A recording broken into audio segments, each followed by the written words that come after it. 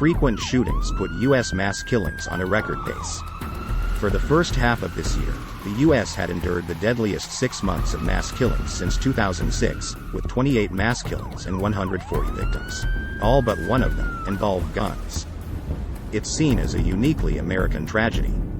In the world's most developed country, the safety of citizens cannot be guaranteed.